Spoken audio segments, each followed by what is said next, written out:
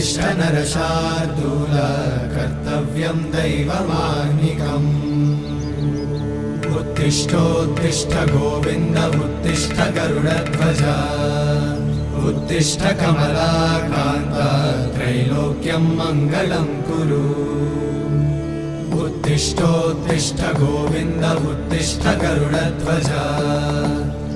उत्तिष्ठ कमलाकान्त त्रैलोक्यं मङ्गलं कुरु